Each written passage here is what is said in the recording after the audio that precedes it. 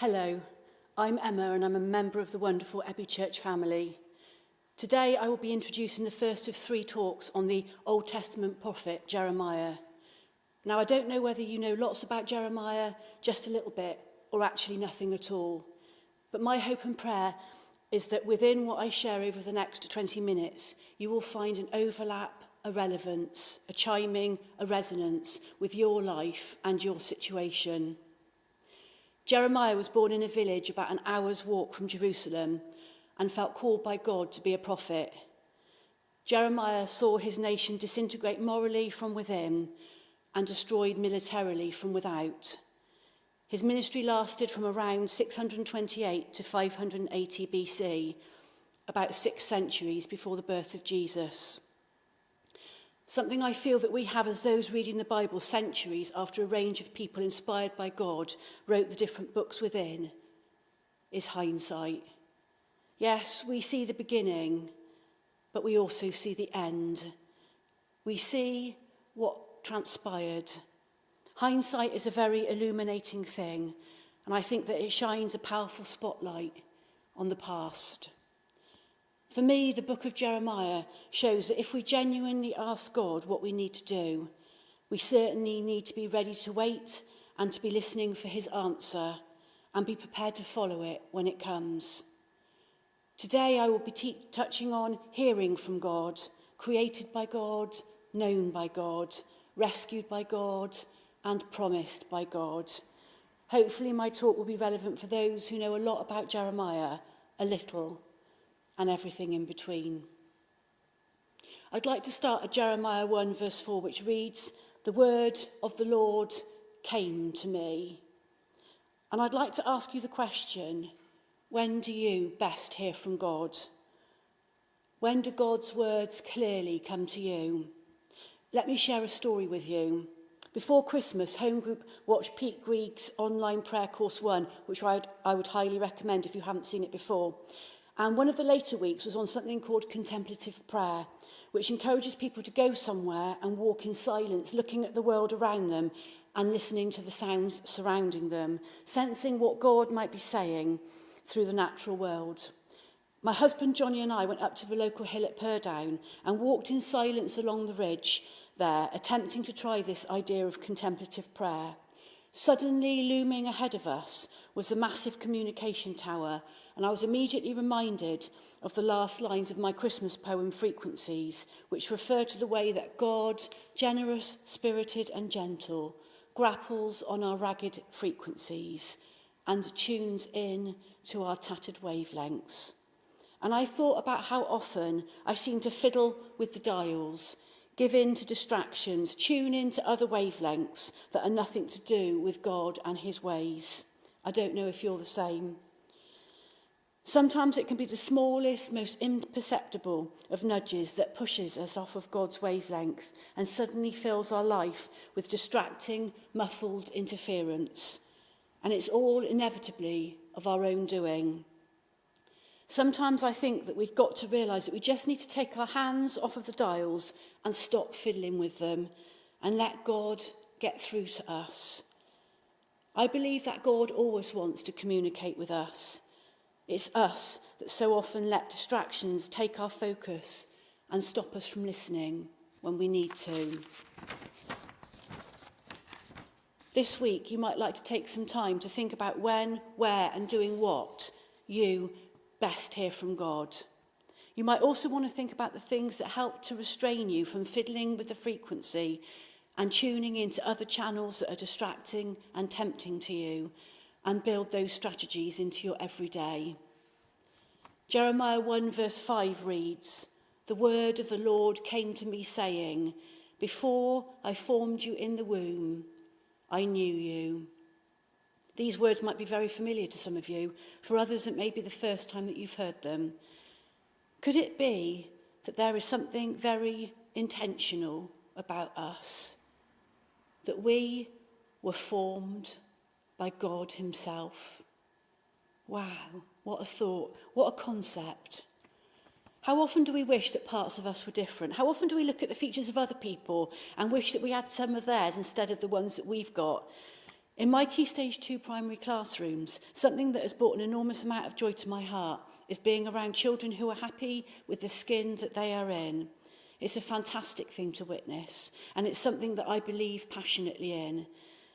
In my treasure box lies a stunning handmade poster made for me by a Year 5 girl in one of the previous schools that I taught at.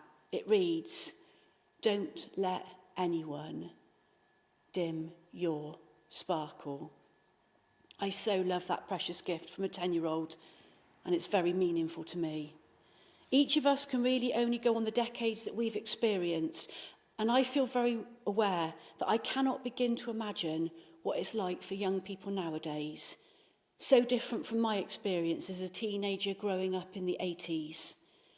Our young people on the important edge of adulthood are constantly being bombarded by airbrushed images, hundreds of selfies of seemingly perfect bikini bodies, slick advertising campaigns with very persuasive veneers, certain image expectations rife on social media, their own opportunities to use filters on themselves, and the spending of an awful amount of time and emotional energy comparing themselves to others with incredibly damaging results.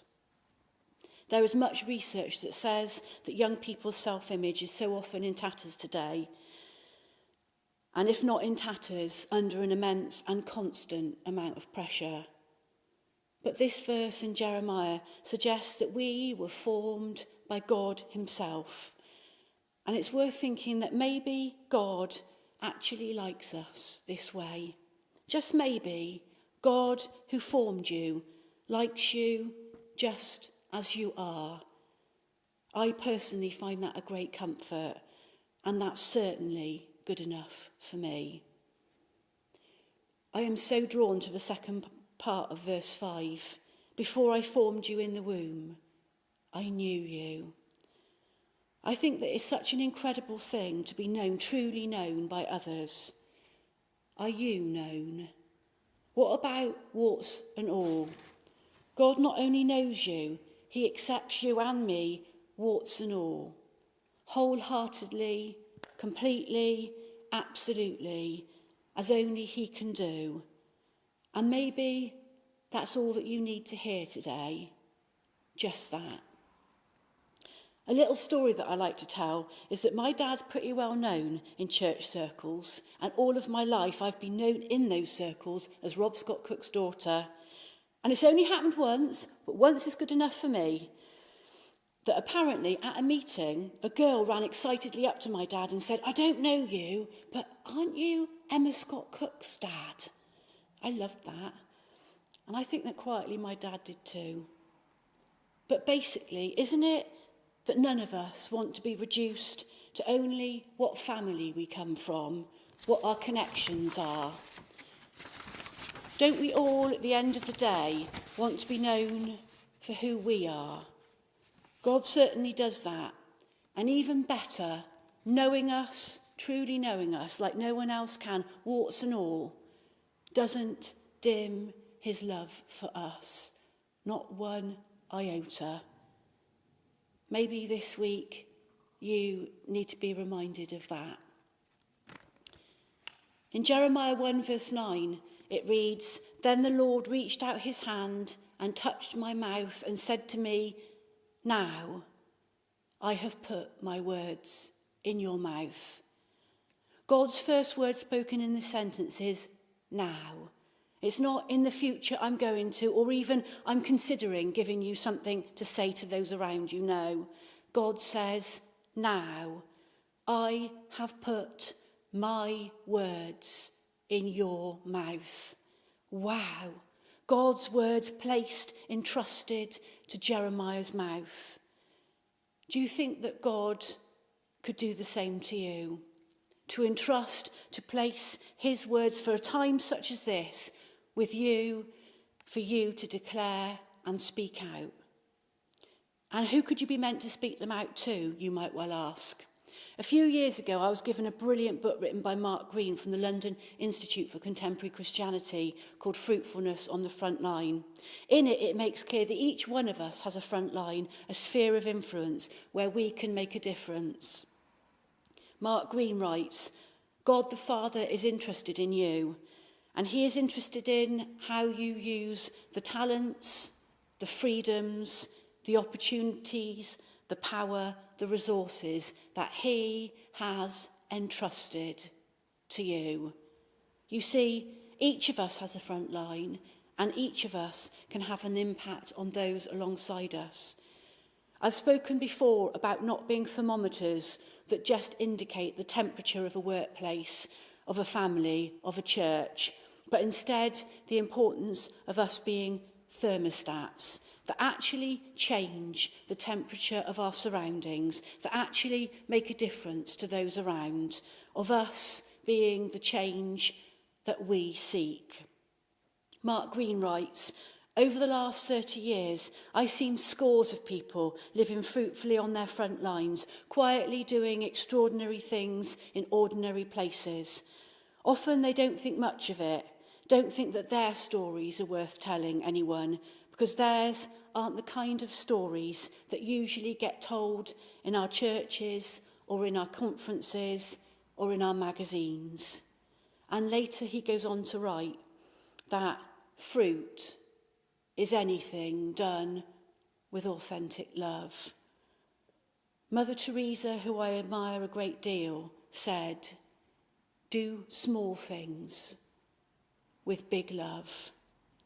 Maybe you're sat there thinking that your front line isn't very extensive or impressive. You might think that it's actually not much at all. In Fruitfulness on the Front Line, Mark Green writes about Diane, who worked in an office and began to wonder how she could bring the team together a bit more and develop a greater sense of camaraderie. So one day she took a cake that she'd made and invited her co-workers to gather together for a short break to enjoy coffee, conversation and her cake. The team loved the opportunity to relax together, and soon other people volunteered to bake something. Quickly, it became a weekly feature.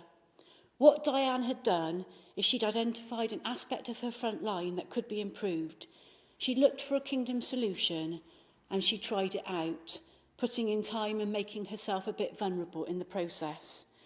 Mark Green refers to Diane's mustard seed of hospitality that grew into a tree that others came to shelter under. I think that that's so fantastic and so doable. Today I ask you, what could you do with a mustard seed of hospitality? When others come to shelter under our mustard tree of hospitality, we get our authentic moments of big love, to speak the words that God has entrusted to us, like he did to Jeremiah all those centuries ago, to be life-giving, thought-provoking, encouraging, challenging, empowering to those on our front lines whose lives overlap with ours. And something that I guarantee you is that you will be listened to. I believe that small things done with big love are the most impactful, memorable and transformational actions of our lives. Maybe this pandemic has altered and reduced your front line. Maybe you're confined to your house and wondering what impact you can have. The pandemic has given me a very different front line that I never expected, and it might be a good one for you to think about. Being part of the EBI telephone befriending scheme is a chance for half an hour a week to listen, chat, and hopefully shine a light into the darkness of those who are struggling and isolated in these strange, unprecedented times. You don't need a bunch of exam passes, any specific experience, or any formal qualifications. All you need is a phone, a listening ear, and a voice. Something to think about. For you at the moment, it might feel as if you'd prefer different front lines than the ones you've ended up with. But be assured, God can use you for good exactly where you are. In the next 2 Jeremiah talks, we might well hear about how Jeremiah wasn't at all happy at times with the front lines that he'd found himself on, or the words that he was given to speak there. But he was a man of courage and conviction, and he was prepared to speak the words that God placed in his mouth and commanded him to speak. I will finish this section with an apt quote from Fruitfulness on the Front Line. God is trusting us with our front lines, trusting us with the people there, trusting us with the challenges there, trusting us with the tasks there, trusting us to be his people there. Next, let's look at what God guarantees Jeremiah on his front line.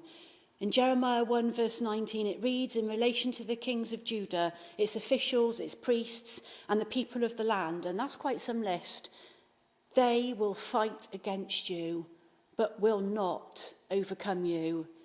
For I am with you and will rescue you, declares the Lord. And we go on in later chapters to see how Jeremiah trusted God and his declarations. I'm sure that you'll agree with me that it's easy to trust God when the sea is calm.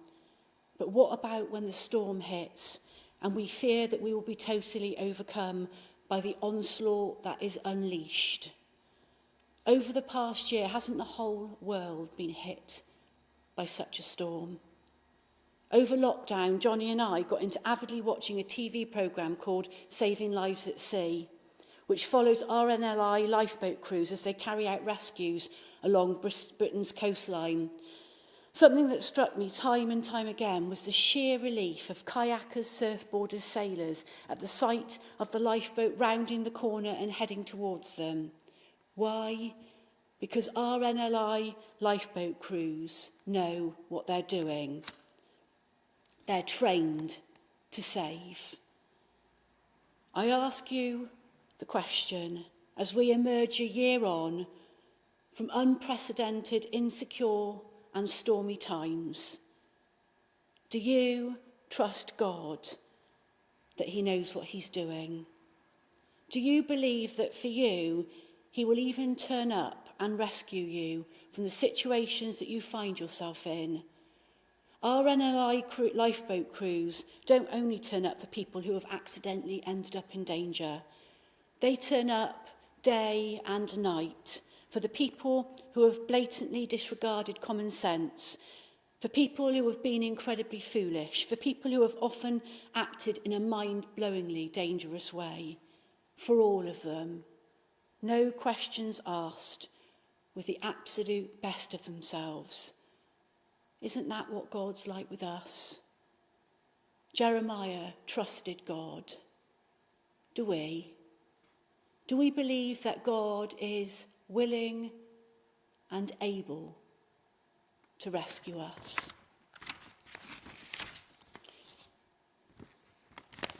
You might want to take a moment to think about what it is that you might need to be rescued from. At this point, I want to dip into Jeremiah 2, verse 13, which reads, "My people have committed 2 sins. They have forsaken me, the spring of living water, and have dug their own cisterns, broken cisterns that cannot hold water." I don't know if you've ever experienced a nightmare scenario that occurs when water leaks. I'm sure that some of you listening in will already be feeling the hair standing up on the back of your neck because you have experienced firsthand the devastating impact of an often imperceptible at first leak. I remember vividly the story told by family friends in Nailsea of when they were excitedly preparing for the laying of a new carpet in their dining room.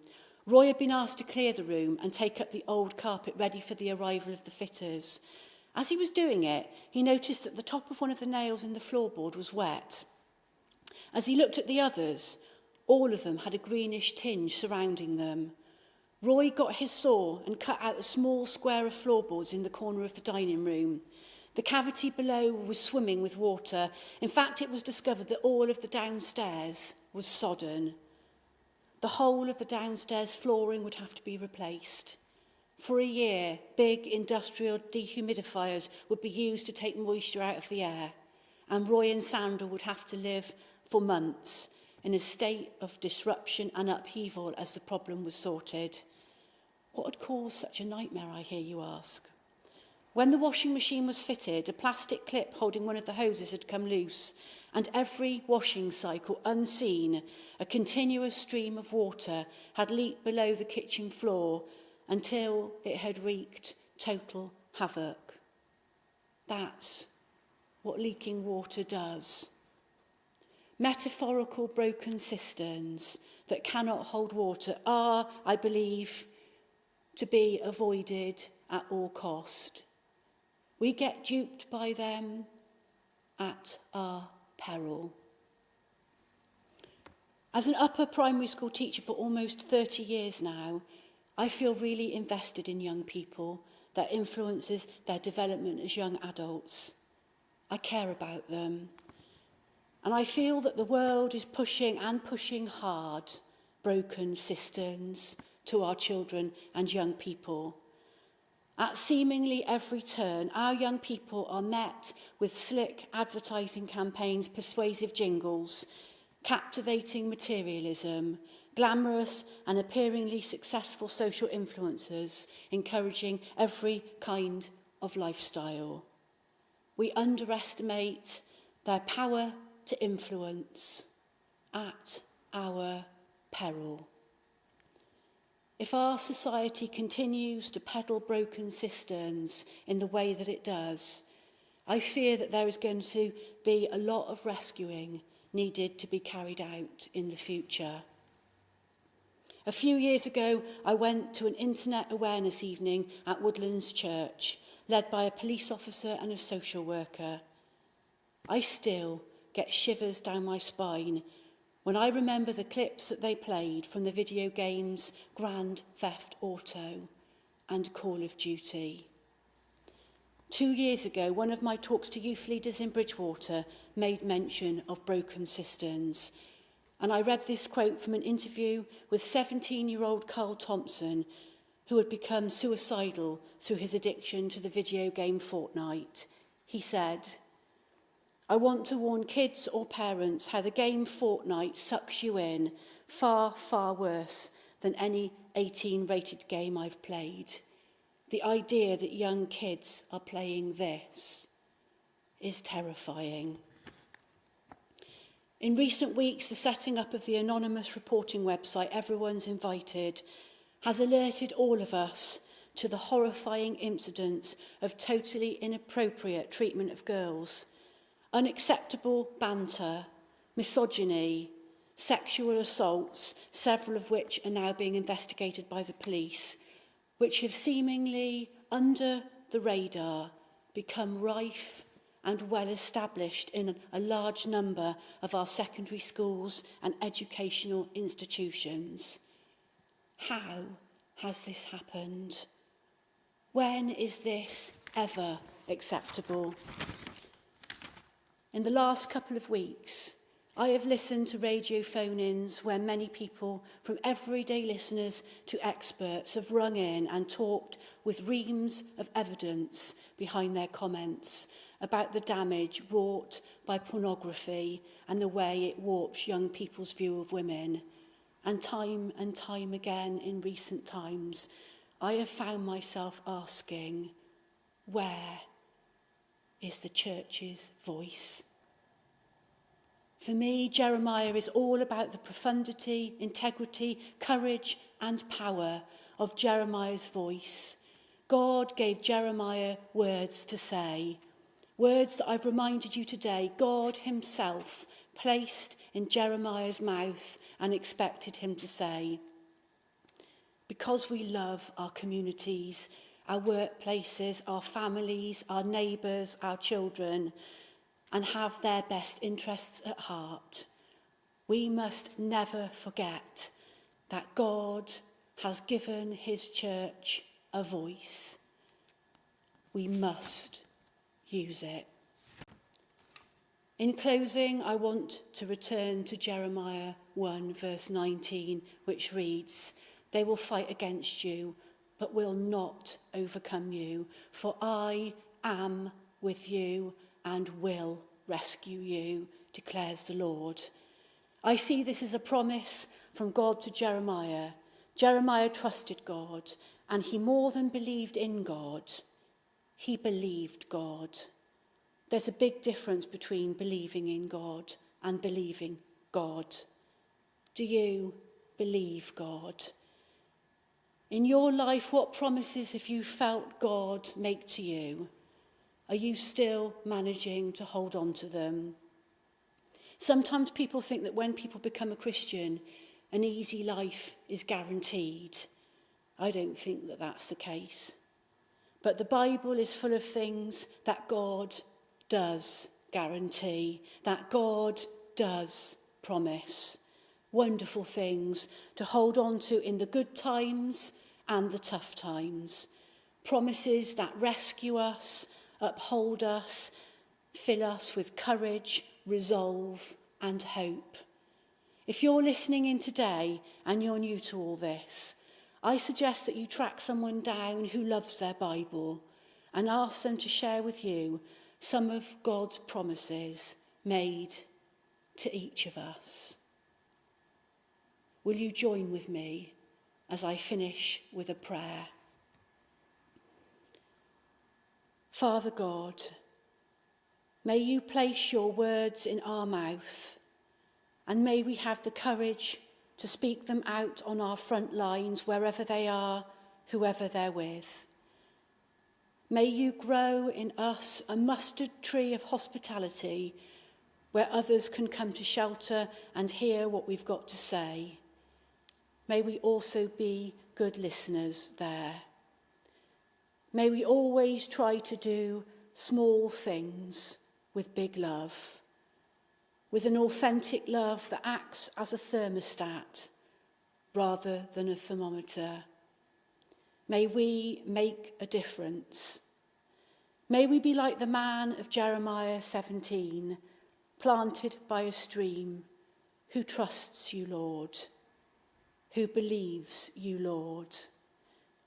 May we be people who come loss, come unprecedented times unseen before, come pandemics, come drought, come danger, have leaves that do not wither. May we be those who truly know, that we are created, heard, known, empowered, rescued, and promised by you, Father God. Amen.